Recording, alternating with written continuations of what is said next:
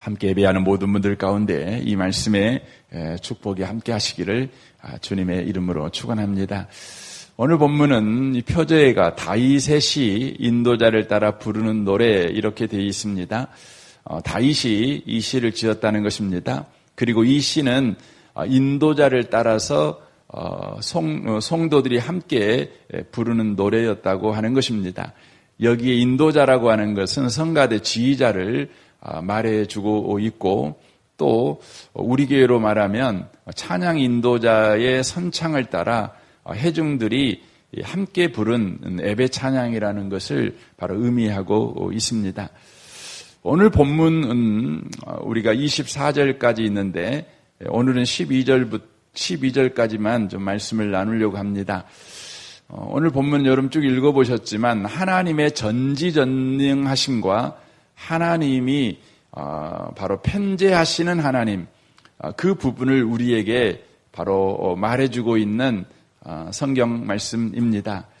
하나님이 누구이신지를 하나씩 다윗이 신앙 체험을 통해 이 신앙의 언어로 표현하고 있는 찬양이다, 이렇게 말씀을 드릴 수가 있습니다. 다윗이 분위기가 좋은 곳에 앉아서 커피를 마시다가 갑자기 생각나는 시상을 이렇게 시편 139편의 성경으로 이렇게 기록하고 있는 것이 아닙니다. 다윗이 지금 긴 인생을 살았습니다. 산전수전 다 겪은 인생을 산 것입니다. 그리고 그 인생을 돌아보는 것이죠. 자기의 인생을 돌아보는 것입니다. 그러니까 지금 멋진 환경을 보거나 자연을 보면서 시를 쓰고 있는 것이 아니라 자신의 거친 인생, 말할 수 없이 굴곡이 많은 인생을 돌아보면서 지금 시편 139편을 바로 쓰고 있다고 하는 것이죠. 자신의 삶에 하나님께서 어떻게 관여하셨고 일하셨는가, 그리고 그 하나님은 어떤 분이신가, 이걸 고백하고 있다고 하는 것입니다. 인생이 가치 있고 의미 있는 것은 우리가 인생을 살아가면 살아갈수록 하나님이 누구이신지를 알아간다는 것입니다. 이게 예수 믿는 사람의 명예입니다. 예수 믿지 않는 사람은 인생을 살아가면 살아갈수록 인생의 쓴맛을 느낍니다. 일본의 굉장히 유명한 그 시인인가요? 그분이 2번에 걸친 암을 이렇게 겪으면서 생사를 넘나드는 그런 위험한 인생을 살고 나서 그가 인생이 뭔가 자기 나름대로의 소회를 이렇게 고백했습니다. 인생이 뭔가 그랬더니 인생은 다 덧없다는 것이죠. 덧없다는 것이죠. 아무것도 아니라는 것이죠. 그렇게 고백을 하는 것을 이렇게 봤습니다. 우리가 인생을 살아갈 때 뭔가 성공을 이루기 위해서 정말 발바닥이 부르트도록 또 종아리에 근육에 경련이 일어나도록 그 목표를 향해서 우리가 부지런히 올라가고 또 올라가지요. 쉬면 뒤처진다는 그런 불안감을 가지고 목표를 향해서 올라갑니다. 젊은 날에 그렇죠. 그런데 어느 순간인가 목표가 사라지고 이제 하루하루를 살아내야 되는 그런 현실 속에 우리가 처하게 될 때에 우리는 그렇게 고백할 수밖에 없는 것이죠. 인생이 참 고단하다. 인생이 참 헛되다. 이렇게 고백한다는 것이죠. 그 정신과 의사들이 동일하게 이야기하는 것이 있는데, 인간에게 가장 큰 저주가 뭔가, 가장 큰 저주의 덫에 걸린 사람이 누군가, 이렇게 이야기할 때 너무 빠른 젊은 나이에 성공한 사람이라는 것이죠. 너무 빨리 성공해 버리면 그나마도 인생이 목표를 가지고 살아갈 땐 그래도 뭐 삶의 가치가 있는 것 같고 의미가 있는 것 같은데, 너무 빨리 목표에 도달해 버리면 그 남은 생애 내내 인생의 덧없음만을 느끼고 살아간다는 것이죠. 이게 정신과 의사들이 공통적으로 하는 이야기라는 말을 들은 적이 있습니다. 하지만 예수 믿는 사람들은 목표가 사라지든 않든 우리 인생의 영원한 목표는 하나님을 아는 것입니다. 이게 영생입니다. 다윗은 지금 그의 인생의 젊은 날의 모든 목표가 다 이루어졌습니다. 그러니까 그는 왕입니다. 인생이 오를 수 있는 최고의 자리에 올라 있는 사람이고 인생이 가질 수 있는 모든 것을 소유한 사람입니다. 그럼에도 불구하고 그는 인생이 덧없다. 내일은 어떻게 살아가야 되지? 그렇게 생각하지 않는다는 것이죠. 그는 하나님을 고백하고 있습니다. 이 아침에 오신 복 있는 성도 여러분, 저와 여러분이 예수 믿는다는 것이 이렇게 귀한 것입니다. 저는 여러분의 인생이 계속해서 하나님을 알아가고 그 하나님을 다윗처럼 고백하는 그런 복 있는 분들이 되시기를 주님의 이름으로 축원합니다. 먼저 다윗은 1절부터 6절에 하나님의 전지하심, 그러니까 모르는 것이 없으시는 하나님을 찬양하고 있습니다. 1절 보십시오. 여호와여 주께서 나를 살펴보셨으므로 나를 아시나이다라고 고백합니다. 주님이 왜 자기를 아느냐? 그러면 살펴보셨기 때문에 안다, 이렇게 말하고 있습니다. 이 살펴본다는 단어는 두 가지 용례에 쓰여지는 단어입니다. 하나는 광부가 탄광에서 보석을 찾아내는 일을 할 때에 쓰는 단어가 살펴본다는 것입니다. 여러분, 그 보석을 찾는 사람이 이렇게 탄광에서 작업을 할 때에 그냥 띄엄띄엄 대충대충 그렇게 하지는 않을 것입니다.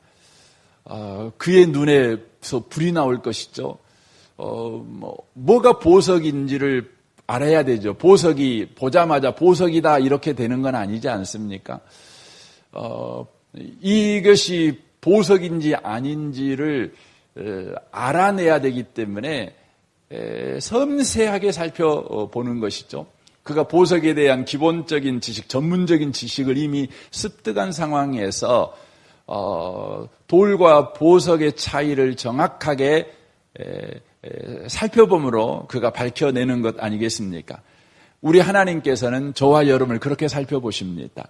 다른 사람들은 우리를 돌덩이라고 여기지만 우리 하나님은 우리 안에 보석이 있음을 발견하십니다. 아십니다. 그렇게 살펴보십니다.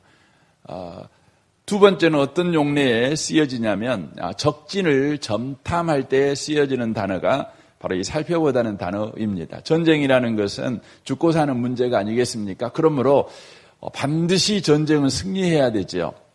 타협이 없는 것이죠. 이등은 없는 것이죠. 그러므로 이길 수밖에 없는 전쟁을 하기 위해서는 적을 자세하게 알아야 합니다. 적의 약점을 알아야 하는 것이죠. 그래서 점탐꾼이 적진에 들어가서 살펴볼 때에는 대충대충 어영부영 살피는 것이 아니죠. 풀 한 포기 하나, 바람의 방향 하나 살피는 것이죠. 그들이 부르는 노래가 무슨 노래이고 그들이 하고 있는 염려가 무슨 염려이고 그들이 지금 어떤 지형에서 진지를 구축하고 있는지 이 모든 것을 샅샅이 살펴서 보게 되는 것이죠. 우리 하나님께서도 저와 여러분을 그렇게 살피십니다. 그러므로 주님이 우리를 아신다는 것입니다. 이 아침에 오신 복 있는 성도 여러분, 주님이 우리를 모른다고 여러분 생각하지 마십시오. 주님은 내 사정 몰라 이렇게 말하지 마십시오.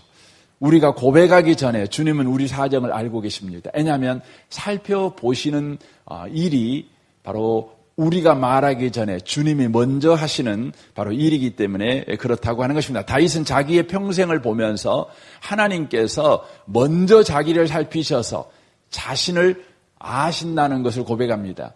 왜 이렇게 고백할 수밖에 없냐면 내일을 다윗은 알지 못하는데 내일을 살아보니까 하나님께서 이미 내일을 살 수 있도록 다 준비해놨다는 것이죠.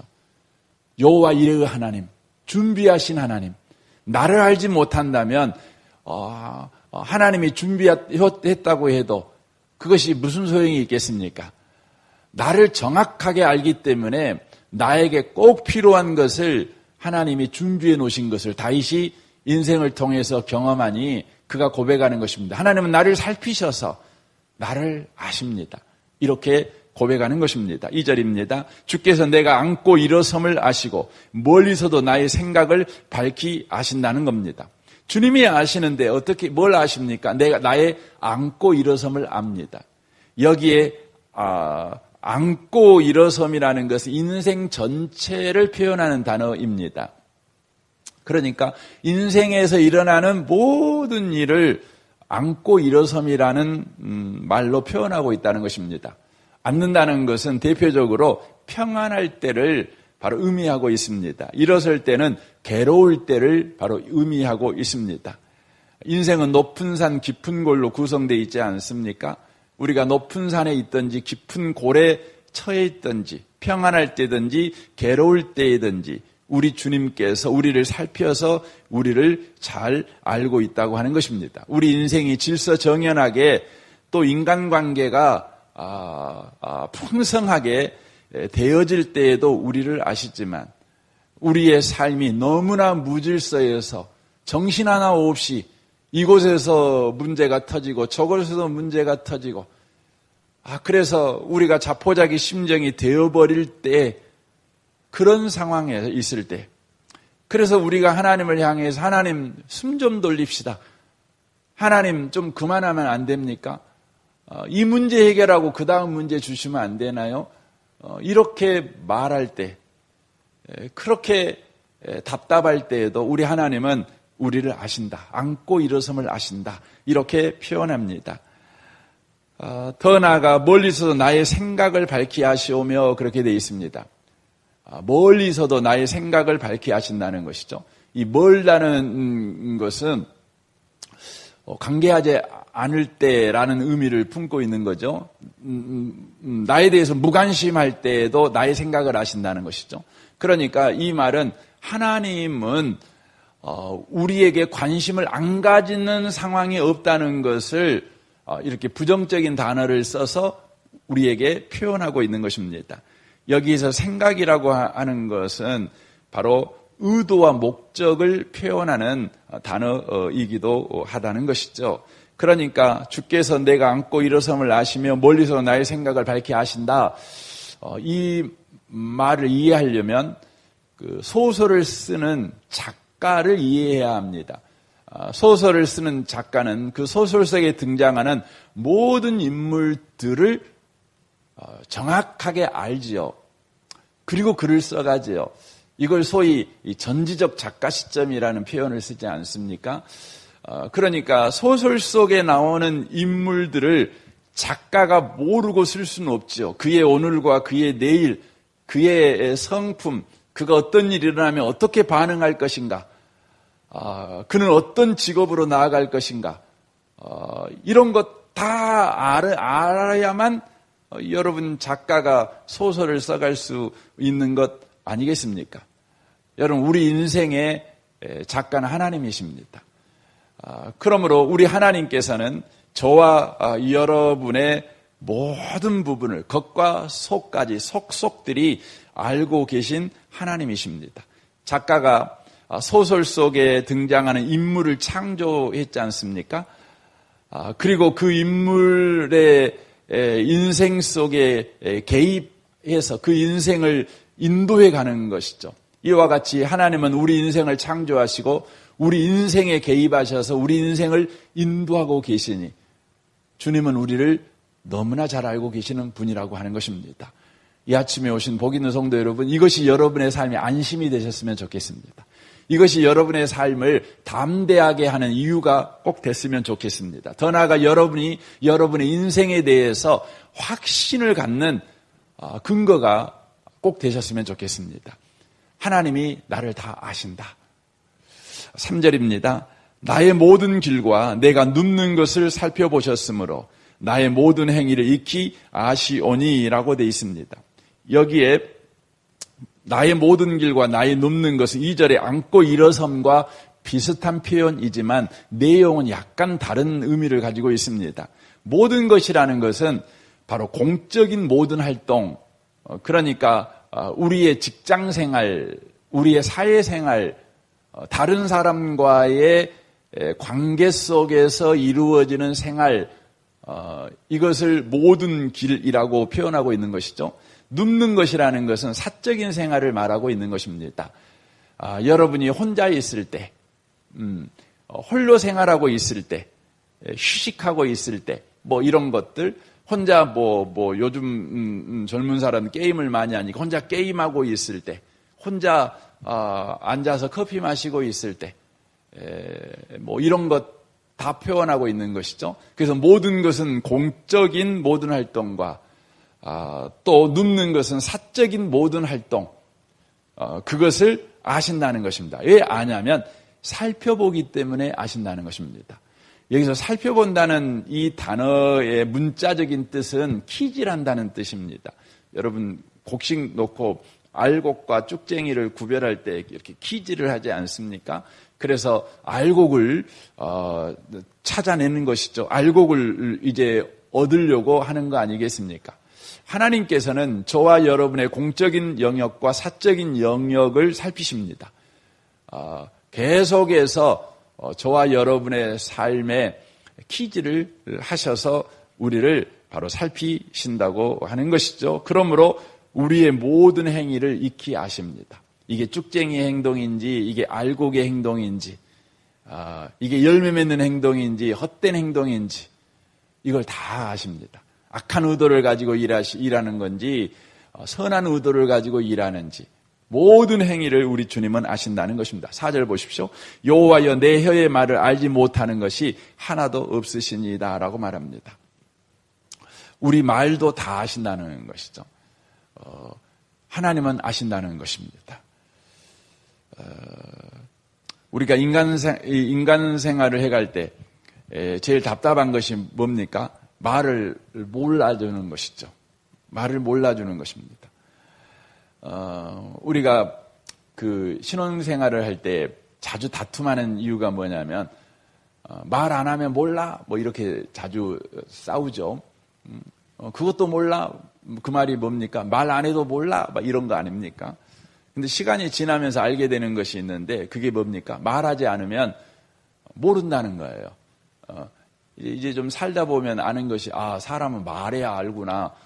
그래서 내가 싫은 거, 내가 좋은 거, 이렇게 해주길 원하는 거, 이렇게 안 해줬으면 하는 거, 이걸 꼭 말을 해줘야 한다는 것이죠. 말을 해줘야 한다는 것이죠. 그걸 압니다. 그런데 또 알게 되는 것이 있습니다. 그게 뭐냐면 내가 아무리 말해도요, 상대방이 내가 말한 말을 다 듣는 것이 아니라 지가 듣고 싶은 것만 듣는다는 겁니다. 이걸 알게 됩니다. 그래서 이제 점점 연세가 드시면 어떻게 합니까? 그냥 이해해 줍니다. 그냥 받아들여 줍니다. 기다려 줄 수 있는 것이죠. 그래서 인격이 깊어지면 깊어질수록 그렇게 용납하게 되는 것 아니겠습니까? 그런데요, 하나님은 우리 말을 다 들어주십니다. 그러니까 우리 입장에서 듣고 싶은 말만 하나님이 듣는 게 아니에요. 하나님이 듣고 싶은 말만 듣는 것이 아니라 하나님은 우리가 하는 말을 곧이곧대로 들으십니다. 그대로 다 들으시는 분이라는 것입니다. 얼마나 감사한지 모릅니다. 그것을 보여주고 있는 성경이면 시편입니다. 시편. 그래서 어떤 성경학자들은 시편은 하나님의 말씀이 아니라 인간의 말이다. 이렇게 주석을 다신 분도 계셔요. 이 무슨 의미의 말이냐면 이 시편에 나오는 그 등장인물들이 시편을 기록할 때 보면 인간이 할 수 있는 모든 말을 하나님에게 하는 겁니다. 하나님에게 하는 것입니다. 그러니까 도저히 이게 제정신 갖고 있으면 이런 말 하면 안 되지. 인격자라면 이런 말 하면 안 되지. 좀 배운 사람이라면 이런 말 할 수 없지. 뭐 이런 거친 말, 폭력적인 말, 도저히 그 인간 사회에서는 쓸 수 없는 말, 이런 말 썼다가는 서로 왼수가 될 수밖에 없는 말, 이런 말마저도 하나님을 향해서 이렇게 악을 지르면서 눈에 그냥 핏대를 세우면서 하는 말들이 시편에 기록이 되어 있습니다. 이건 뭘 보여주냐면 시편은 하나님이 말씀하고 있는 것이 아니라 하나님이 듣고 있다는 걸 보여주는 성경이라는 거예요. 예. 하나님은 다 들으셔요. 여러분, 우리는 말을 할 때 사람한테는 다 말하면 안 되죠. 그렇죠. 여러분, 다 말했다가는 어떻게 됩니까? 평생 연수가 되는 거 아닙니까? 그래서 평생 연수가 부부간일 경우가 많지 않습니까? 우리가 김정은이, 김일성이 되게 미워하지만 사실 김일성이보다 더 미워하는 사람이 누구냐면 서로 부부들 아닙니까? 왜 그렇습니까? 할 말, 안 할 말, 안 가려서 막 말하니까. 사람은 할 말, 안 할 말 할 수도 있죠. 그런데 문제는 뭐냐면 듣는 분이 그걸 다 들을 수 없어요. 그렇게 통 크지 않습니다. 허허 해줄 수 없어요. 우리는 그렇습니다. 그런데 시편 말씀을 우리가 보니까 하나님은 우리의 모든 말을 들으셔요. 모든 말을 들으셔요. 저는 이 아침에 오신 복 있는 성도 여러분, 저와 여러분이 믿고 있는 하나님은 우리의 어떤 말도 들으시는 하나님이라는 것을, 하나님이 듣고 싶은 말만 듣는 게 아니에요. 예? 그래서 우리는 그 부부싸움 할 때 자주 쓰는 말이 뭡니까? 그만해. 그런 말 말해야 돼. 그만해. 예? 듣기 싫으니까. 나 더 이상 말 못 듣겠다는 거 아닙니까? 나는 더 이상 당신 말을 들을 통 큰 사람이 아니야. 인격자가 아니야. 그렇게 전지전능한 자가 아니야. 다 해결해 줄 수 있는 자가 아니야. 나 이제 꽉 찼어. 이제 내가 할 수 있는 것은 비인격적이고 무례한 행동밖에 할 수 없으니까 그만해. 이제 그런 말 아닙니까? 하나님은 안 그러셔요. 그 모습을 보여주고 있는 게 십자가 아닙니까? 예수님께서 십자가에 매어 달리시죠. 인간이 얼마나 예수님을 모욕하는 말을 많이 합니까? 얼굴에 침을 뱉고 뺨을 때리고 희롱하고 조롱하고 이야기를 하는 거죠. 그런데 예수님은 도살장에 끌려가는 양처럼 아무 말 안 합니다. 그 말은 뭡니까? 다 듣고만 있는 겁니다. 다 들었다는 겁니다. 그리고 하나님이 하시는 말이 뭐죠? 예수님이 하신 말이 뭐죠? 주님, 저들이 하는 일을 저들이 모릅니다. 모르고 한 일입니다. 주님 용서하세요. 여러분, 우리 주님이 오늘 또 우리에게 이렇게 말씀하신 하나님, 우리를 이렇게 대하시는 하나님이신 것을 우리가 기억하셨으면 좋겠습니다. 5절입니다. 주께서 나의 앞뒤를 둘러싸고 내게 안수하셨나이다 라고 되어 있습니다. 주께서 나를 둘러싸고 내게 안수했다. 이 말이 어떤 의미의 말입니까? 여러분, 연극을 하면 1인이 나와서 연극할 때 스포트라이터가 이렇게 그 영화 배우를 비춥니다. 그리고 그 영화 배우가 이쪽으로 가면 그 빛이 따라가면서 그 사람만 비춥니다. 이렇게 비춥니다. 하나님께서 저와 여러분의 인생을 그렇게 바로 보호하신다는 것을 말하고 있는 것입니다. 앞뒤로 둘러싸고 내게 안수하셨나이다. 안수라는 것은 축복하는 거 아닙니까? 하나님의 은혜를 부으시는 것이죠. 그러니까 계속해서 은혜의 스포트라이트를 비치는 것이죠. 이렇게 비치는 것이죠. 우리가 일상생활을 살아가면서 그것을 경험하는 경우가 있잖아요. 그게 뭡니까? 저는 한 번씩 그런 걸 경험합니다. 뭐냐면 여러분 다리 있잖아요. 다리. 내가 이리 가도 다리 계속 쫓아오고 저리 가도 다리 쫓아오고. 여러분 그런 경험 해본 적 있죠? 심지어 차를 몰고 갑니다. 막 30km 가도 따라오고 60km 속력을 내도 가도 다리 계속 따라오는 거예요. 따라오는 거죠. 과학적으로 설명하면 그거 당연한 거 아니야? 이렇게 말할란가 모르지만 하나님께서 우리에게 주님이 앞뒤로 둘러싸고 너를 안수한다. 이것을 이 자연을 통해서 이렇게 달을 통해서 우리에게 바로 교훈하고 있다. 우리에게 실제 바로 말씀하고 있다. 이런 생각이 들었습니다. 여러분 하나님의 앞뒤로 둘러싸고 여러분을 안수한다는 것을 잘 모르겠거들랑 오늘 달 뜨면 한번 이렇게 한번 가보세요. 계속 달이 따라올 겁니다.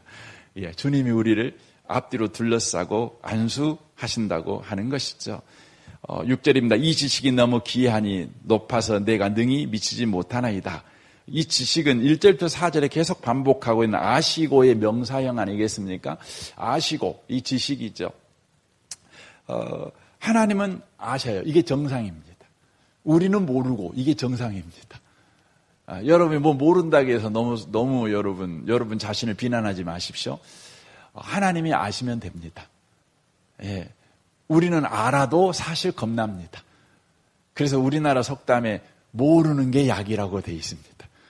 예. 너무 많이 알면, 우리가 너무 겁나서 못 살아요.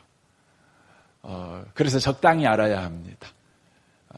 우리는 모르는 게 정상이고 정상적인 삶이 가능합니다. 하지만 하나님은 아십니다. 다 아십니다. 왜냐하면 그것을 감당할 전지전능함이 있기 때문에 그렇습니다. 우리는 너무 많이 알면 문제가 되는 것은 우리에게 전지전능이 없기 때문에 그렇습니다. 감당이 안 돼요. 감당이 안 돼요. 예? 그러니 여러분 모르고 사는 거죠. 모르고 사는 거죠. 여러분 지구가 그 1초에 30만 킬로를 달린다는 거 아십니까? 물론 알긴 알려면 매번 안다고 생각해 보세요. 그럼 어떻게 삽니까? 여러분 자동차 제가 최고로 이렇게 하면 안 되지만 최고로 자동차 빨리 몰아본 건 180km 몰아본 적이 있거든요. 그 밤에 서울서 강주 내려오는데 뭐 급한 것도 없었는데 그냥 모르는데 밤에 오니까 180km 모니까 어떻게 되냐면 좌우가 사라지고 터널 속으로 이렇게 들어가는 것 같더라고요. 겁이 나더라고요. 근데 30만 킬로로 달린다. 아이고, 이거 겁나는 거 아닙니까? 사랑하는 성도 여러분, 주님은 아시는 건 정상입니다. 여러분이 모르는 건 너무 탓하지 마세요. 이 아침에 주님이 아신다는 것 때문에 다시 한번 소망을 갖는 복 있는 분들이 다 되시기를 주님의 이름으로 축원합니다. 아멘. 우리 같이 기도하겠습니다. 오늘 말씀을 우리 생각하면서 이 아침에 우리 기도했으면 좋겠습니다. 주님은 하십니다. 감사합니다. 나의 안고 일어섬을 아십니다. 나의 공적 삶과 나의 사적인 삶을 주님은 아십니다. 아시는 것은 주님에게 정상입니다. 나는 모르는 것이 또 정상입니다. 주여 우리에게 이 아침에 은혜를 부어주시고